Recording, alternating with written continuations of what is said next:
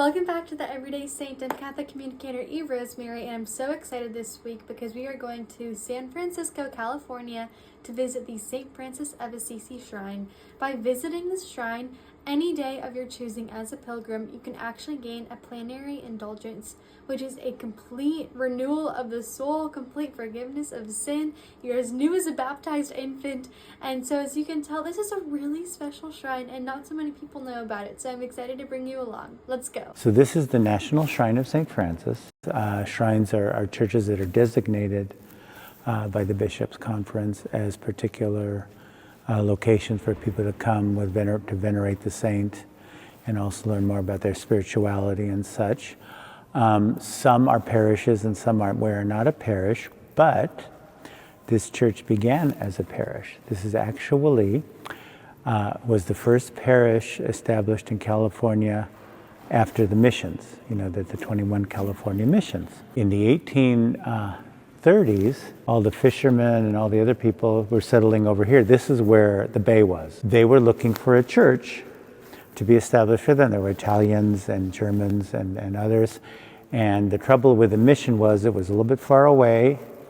It was in the middle of a swamp where a man charged money to walk over the planks, and the priests all spoke Spanish. So even though the Mass was in Latin in both places, but they spoke Spanish, so people wanted to go to confession, it was kind of hard. So they asked for a parish. This was established as the first parish church in California that hadn't been a mission before. So the Archbishop named it again after St. Francis. It continued for many years. In 1906, we had the earthquake and the fire, and the church building, the inside was destroyed and the roof, but the walls were still. After the 1906 earthquake, they rebuilt the interior. But what happened was, back after the Loma Prieta earthquake in 1989, was a round of parish closings. And this parish was closed because just about 4 blocks over that way is St. Peter and Paul's Church, which is another beautiful church that was bigger than this one, so they decided they would make that the parish church. Through the help of several local people to reopen the church to ask it to be the shrine of St. Francis. And so it was reopened in the late 90s. It was closed again for 4 years while they actually did the earthquake retrofitting. And so it's been the shrine of St. Francis of Assisi since the late 90s. So it's a very special place. We have daily confessions and daily Mass and Sunday Mass. One of the important things in the last few years is we've been having a lot of anniversaries of St. Francis. So he died in 1226, so obviously next year will be the 800th anniversary of his death. But before that, this year is the 800th anniversary of when he wrote his famous, beautiful Canticle of Brother Sun. Last September, we celebrated 800 years since he received the stigmata. And then before that was the 800th anniversary of Greccio, where he did the first live nativity. And so one of the things that we've been able to do every year, thank God, is we have a live nativity out in front on December 23rd every year. And it was great. This year we had a camel, a llama, a donkey, 2 sheep, and a mini musk ox. And so we do the live nativity here. And in fact, it was so beautiful because, so I baptized a baby on Saturday, which I think was December 21st. And then December 23rd of the live nativity, that baby was Jesus for one of the presentation. So it was kind of like, it was really, really great. The purpose of a shrine is, again, to promote devotion to the saint, but especially to promote the saint's spirituality, to help lead people to Christ, which of course is what St. Francis would say. He said, well, it's not about me, it's about leading people to Jesus. Oh, yeah. But of course, I always say yes, and Jesus used St. Francis, who's a dramatic personality, to lead people to Jesus. And follow up, but I met a man whose grandfather was the one that helped paint these paintings.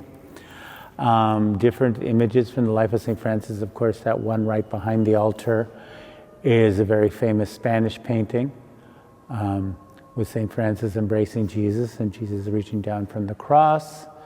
On the left, you have St. Clare when St. Francis cut her hair and received her as a nun. St. Francis and the wolf. St. Francis sending his brothers out. St. Francis protecting the brothers. Of course, over here is St. Francis preaching to the birds, and then the death of St. Francis.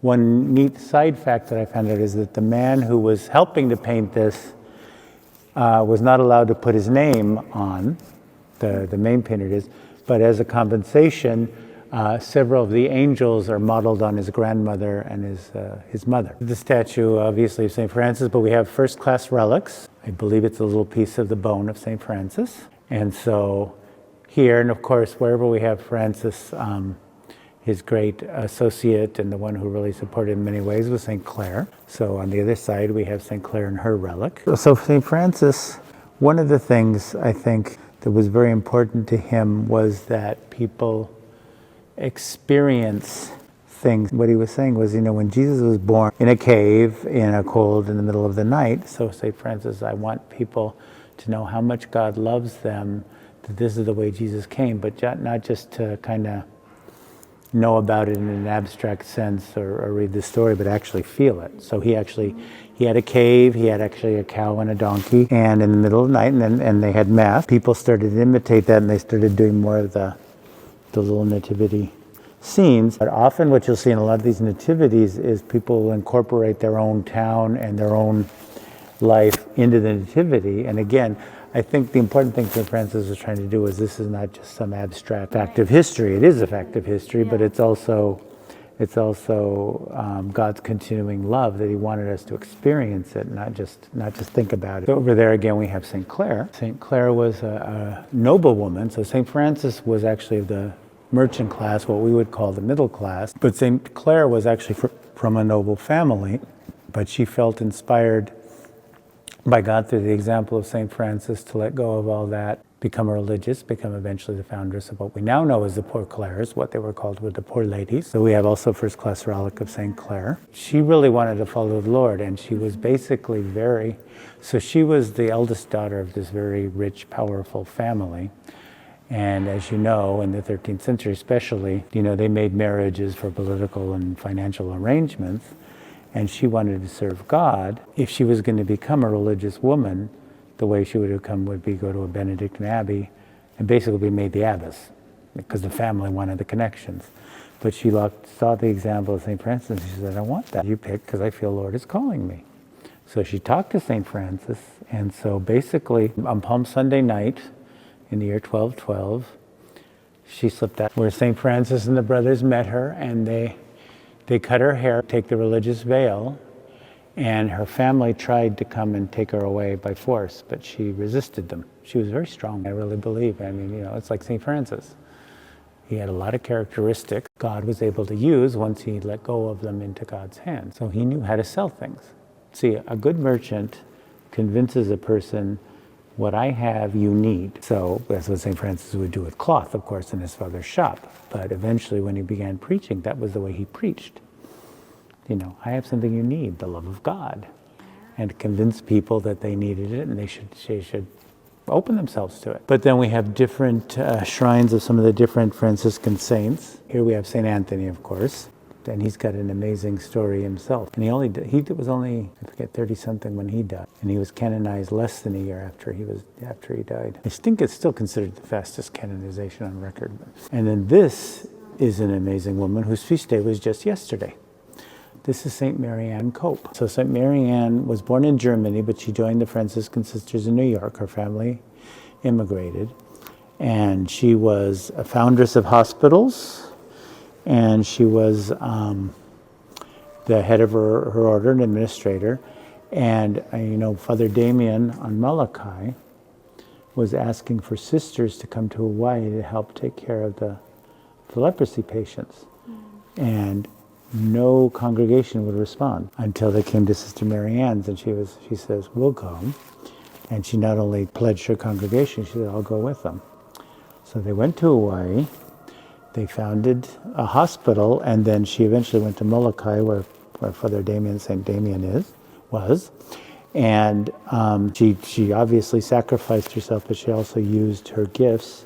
So, for example, she was a hospital administrator. She got the medical part of it in much better shape.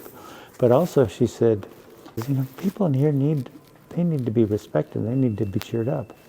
So she started bringing flowers. She started getting material for the women to have beautiful dresses rather than just these drab hospital things, and really, brought that aspect. So up there we actually have Saint Louis, King of France, and Saint Elizabeth of Hungary, who are the two saints that are the patrons of the secular Franciscans. Saint Elizabeth of Hungary was a princess who founded a hospital for the sick and took care of them herself. And she died when she was only 31.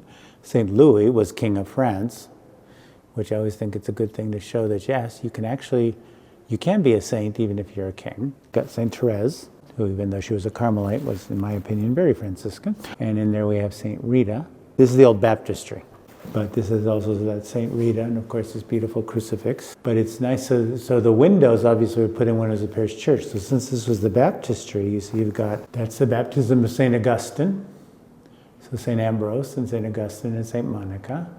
Then you've got the baptism of Constantine, the Emperor Constantine.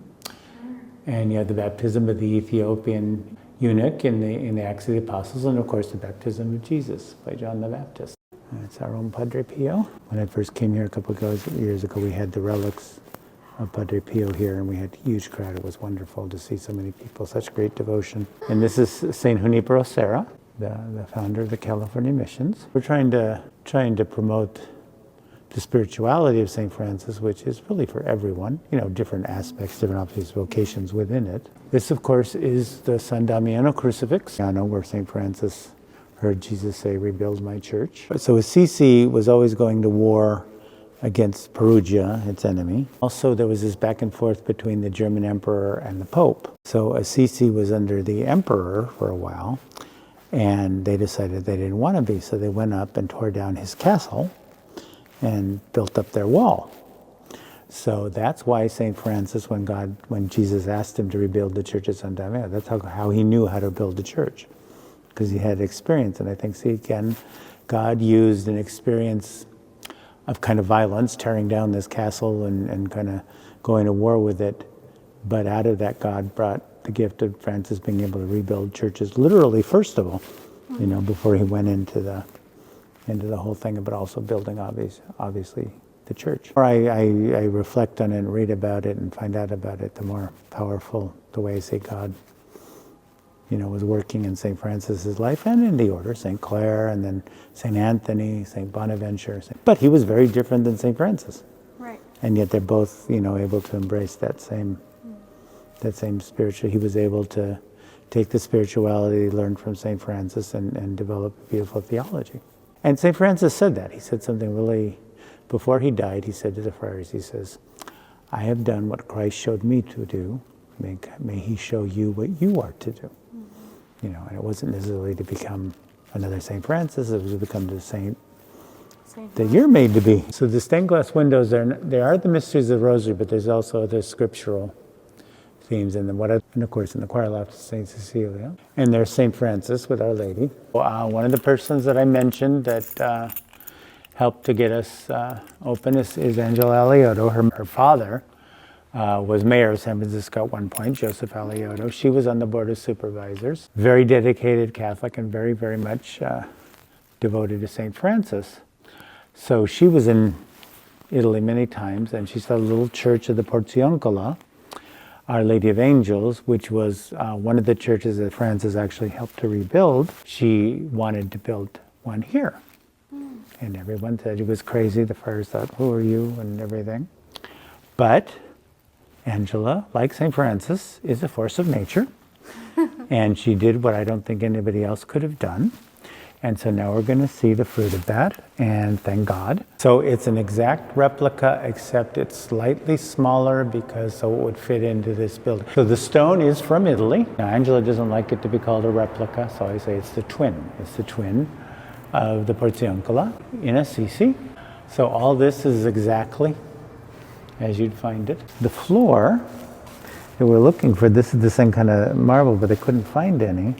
And there was a church that was wrecked by an earthquake and was going to be torn down, and they were able to get the marble to make the floor. The Lord provided a lot in building and getting this church here. So again, this is exact even to the cracks in the plaster on the ceiling. A stone from the Porziuncola in Assisi was given. You got the seal on it. One of the things at the Porziuncola you see actually on the left there. So St. Francis back in so this is of course in the 1200s. To get a plenary indulgence, basically the main thing was you could go to the Holy Land or go on the crusade. But St. Francis realized that there were a lot of people that couldn't do that. And he wanted them to have an opportunity. So he asked permission from the Pope and got approval for a plenary indulgence for anybody that would visit this church, the original one in Assisi. And we had the privilege also of any pilgrim can come on the day of their designation once a year, and if they fulfill the conditions of the plenary indulgence, they can receive the plenary indulgence here. So that's what I'm going to try to tell people for the holy year, because no, we don't have a holy door, but we do have a holy Porziuncola. So what happened was St. Francis first had his conversion, then heard the voice in San Damiano. Jesus said, "Rebuild my church, which as you see is falling into ruin." And all the biographers want to say, well, Jesus didn't mean the physical church, he meant the church. Well, yes and no. He did mean, I think, first of all, that physical church. Because I think that St. Francis needed to learn. St. Francis went around Assisi and restored a couple different churches that were falling apart. Because you know, there are all these little churches. One of them was Our Lady of Angels in the middle of the wood. And St. Francis felt very strongly the presence of Our Lady and the Angels here. So he made this church the head of his order. Some people describe it, and I think it's a beautiful way to describe it, that God is everywhere, but there are certain thin places where kind of you can feel the presence more. There's a certain connection, and that's what St. Francis felt the Porziuncola was. That's why when he asked the Pope for that indulgence, he chose this church. There's obviously Annunciation, but above there's St. Francis praying. This was done in the Middle Ages, but obviously after St. Francis's time. This is not what, church did not look like this when St. Francis rebuilt it, because it didn't have all those things. But there's Our Lady at Jesus' side, and Francis saying, please ask your son to be lenient. And like I said, Angela, thank God for her drive. When she first wanted to do it, the friars didn't know who she was. They didn't. So she wanted, what are the measurements of the church? Well, they wouldn't give them to her. And they wouldn't let her measure with a tape measure. So the story is she went with her girlfriend, and they had dental floss. And they marked out. They had to look to make sure friars weren't watching them. And they measured it out. I just like this picture. I found this picture online, but that's when Pope Francis went and prayed in the Porziuncola in Assisi. This is right on the edge of North Beach, and then just down very close. In fact, you can hear the music right now. Chinatown, but as somebody described it, we're between Little Italy and Chinatown. We're in the noodle capital of the world. We even have 19th century graffiti that was reproduced. That's on the original. This isn't in the original. They may have one too, but it's a fossil. So that's a trilobite. Last September was the 800th anniversary of the stigmata. So we had a professor here and also a flautist, Andrea Ceccomori from Italy, and he has done a whole flute concerto based on St. Francis's Canticle of the Creatures. And so this was a painting that was commissioned.